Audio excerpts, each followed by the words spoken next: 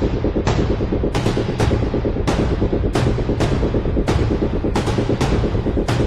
តុអ្វីបានជាអ៊ីរ៉ង់ហ៊ានប្រកាសថានឹងដុតគំនិតរាល់នាវាដែលឆ្លងកាត់ច្រកសមុទ្រហូម៉ូសតែបែរជាលួចបើកផ្លូវឲ្យប្រទេសមួយចំនួនទៅវិញតើមានអត្ថកម្បាំងនយោបាយអ្វីនៅពីក្រោយការរើសអើងនាវានេះខណៈពេលដែលច្រកសមុទ្រហូម៉ូសគឺជាផ្លូវដឹកជញ្ជូនប្រេងដ៏សំខាន់ប្រហែល 20% នៃពិភពលោកដោយការលើកឡើងថាច្រកនេះត្រូវបានបិទទាំងស្រុងគឺមិនទាន់ត្រឹមត្រូវទាំងស្រុងនោះទេនាថ្ងៃទី 2 ខែមីនាឆ្នាំ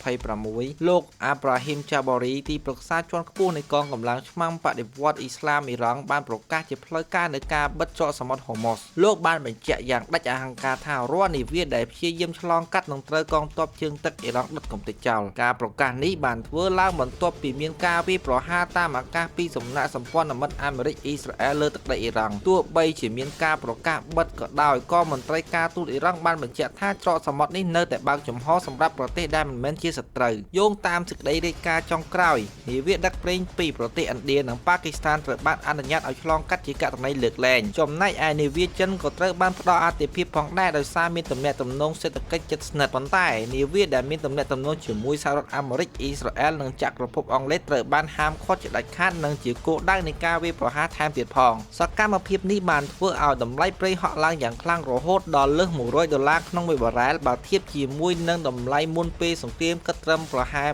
$65ប៉ុណ្ណោះតម្លៃប្រេងឆៅបូរ៉ែនដែលជាសន្ទុះតម្លៃអន្តរជាតិបានកើនឡើង 2.5% ដល់$105.7កាលពីថ្ងៃច័ន្ទតម្លៃនេះគឺខ្ពស់ជាងមុនពេលសង្គ្រាមចាប់ផ្ដើមកាលពីថ្ងៃទី 28 ខែកុម្ភៈរហូតដល់ជាង 40% រដ្ឋមន្ត្រីការបរទេសអ៊ីរ៉ង់លោក Abbas Araghchi បានប្រាប់បណ្ដាញទូរទស្សន៍អាមេរិក CBS កាលពីថ្ងៃអាទិត្យថាទីក្រុងតេហ៍រ៉ង់ត្រូវបានទំនាក់ទំនងដោយប្រទេសមួយចំនួនដែលស្វែងរកការឆ្លងកាត់ដោយសុវត្ថិភាពសម្រាប់នាវារបស់គេហើយរឿងនេះគឺអាស្រ័យលើខាងយោធារបស់យើងជាអ្នកសម្រេចចិត្តលោកបន្ថែមថាក្រុមនាវាមកពីបណ្ដាប្រទេសផ្សេងៗត្រូវបានអនុញ្ញាតឲ្យឆ្លងកាត់ប៉ុន្តែលោកមិនបានផ្ដល់ព័ត៌មានលម្អិតនោះទេខាងក្រោមនេះគឺជាអ្វីដែលយើងដឹងអំពីនាវារបស់ប្រទេសណាខ្លះដែលត្រូវបានអនុញ្ញាតឲ្យឆ្លងកាត់ច្រកសមុទ្រនេះនិងប្រទេសណាខ្លះដែលត្រូវបានរាយការណ៍ថាកំពុងចរចាដើម្បីសុំការឆ្លងកាត់ដោយសុវត្ថិភាពយោងតាមការចុះផ្សាយរបស់ភ្នាក់ងារព័ត៌មាន Bloomberg បានឲ្យដឹងថានាវាដឹកប្រេងប្រភេទ Aframax មួយគ្រឿងដែលមានដោតទង់ជាតិប៉ាគីស្ថានឈ្មោះថា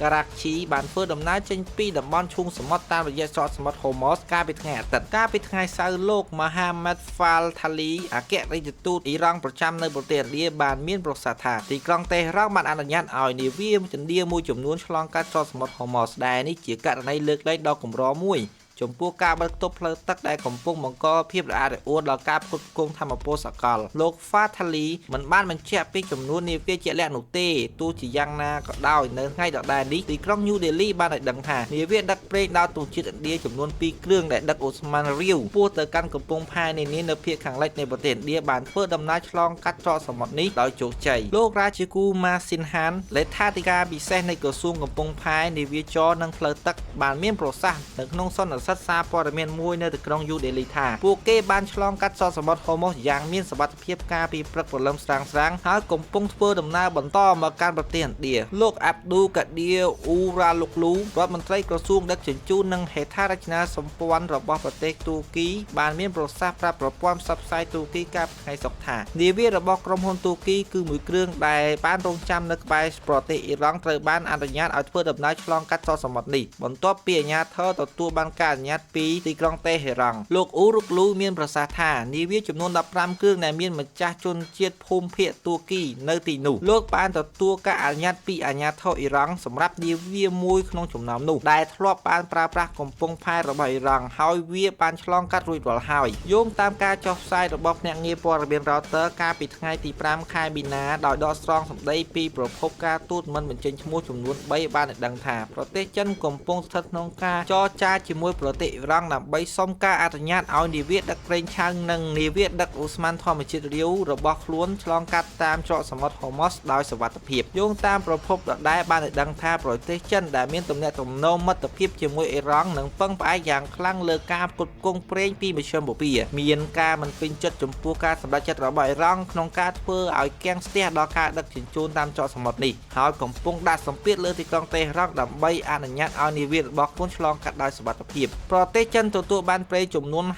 45% តាមរយៈចរសមុទ្រ Hormuz យោងតាមការចុះផ្សាយរបស់សារព័ត៌មាន Financial Times របស់ចក្រភពអង់គ្លេសបានដកស្រង់សម្ដីពីមន្ត្រីបែបមិនបញ្ចេញឈ្មោះម្នាក់បានឲ្យដឹងថាប្រទេសនៅអឺរ៉ុបចំនួន 2ត្រូវបានគេយល់ថាបានស្នើសុំការចរចាជាមួយអ៊ីរ៉ង់អំពីការអនុញ្ញាតឲ្យនាវារបស់ខ្លួនឆ្លងកាត់ច្រកសមុទ្រនេះក្រោមរដ្ឋបាលរបស់ប្រធានាធិបតីលោកត្រាំសហរដ្ឋអាមេរិកបានស្នើឲ្យមានការបង្កើតសម្ព័ន្ធភាពកងទ័ពជើងទឹកថ្មីមួយដើម្បីការពារនាវាពាណិជ្ជកម្មនិងធានាសន្តិសុខនៅក្នុងច្រកសមុទ្រ Hormuz សម្ព័ន្ធមិត្តនេះត្រូវបានគេស្គាល់ថាជាសកម្មភាពសន្តិសុខដែនសមុទ្រដែលហៅថា Maritime Security Activity ឬជួនកាលត្រូវបានគេហៅថា Operation Sentinel ប្រធានាធិបតីសហរដ្ឋអាមេរិកលោកដូណាល់ត្រាំបានអំពាវនាវឲ្យមានការបង្កើតសម្ព័ន្ធភាពកងទ័ពជើងទឹកដើម្បីចូលរួមជាមួយនឹងកងទ័ពជើងទឹកអាមេរិកក្នុងការបញ្ជូននាវាចម្បាំងមកការពារសន្តិសុខនៅក្នុងច្រកសមុទ្រ Hormuz នេះលោកត្រាំបានសរសេរនៅក្នុងការបង្ហោះលើបណ្ដាញសង្គម Truth Social កាលពីថ្ងៃអាទិត្យថាសង្ឃឹមថាប្រទេសចិន